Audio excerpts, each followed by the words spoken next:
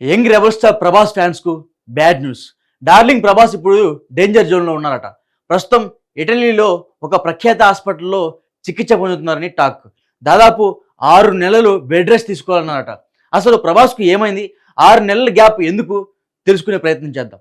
అసలు విషయంలోకి వస్తే, ఇటీవల ప్రభాస్ కు తీవ్ర గాయం అవడంతో ఇటలీలో చికిత్స తీసుకున్నట్లు సమాచారం.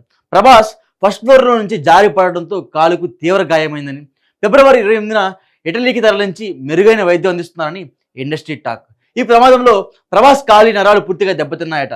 దాదాపు 10 గంటల పాటు సర్జరీ చేసిన డాక్టర్స్ కనీసం 6 నెలలు బెడ్ రెస్ట్ తీసుకోవాలని ప్రభాస్కు సూచించారట. నిజానికి బాహుబలి మూవీ షూటింగ్ టైంలో కూడా ప్రభాస్కు తీవ్ర గాయాలయ్యాయి.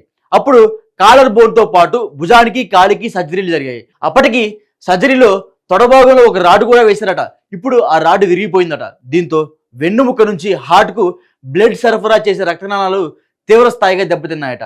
వీటన్నిటినీ సరిచేసిన డాక్టర్స్ ఖచ్చితంగా రెస్ట్ తీసుకోవాలని, లేదంటే వెన్నుముక్క పనిచేయకుండా పోయే ప్రమాదం ఉందని హెచ్చరించారట.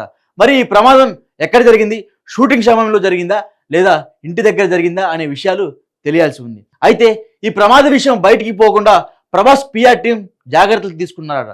అయితే గతంలో ప్రభాస్ ఆరోగ్యంపై సరిగ్గా ఎలాంటి వ్యాఖ్యలే చేశారు ప్రముఖ జ్యోతిష్యుడు వేణుస్వామి.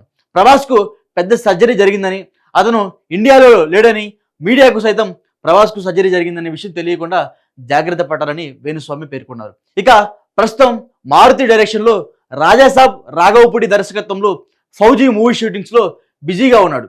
దీని తర్వాత సలార్ 2, కల్కి 2, స్పిరిట్ వంటి మూవీలు చేయాల్సి ఉంది. అయితే ఇలాంటి సమయంలో ప్రభాస్కు ఇలా జరగడం కొంతకాలం పాటు ఇండస్ట్రీకి దూరం కాబోతుండటంతో దురదృష్టకరం. ఇది ప్రభాస్ త్వరగా కోలుకోవాలని కోరుకుందాం.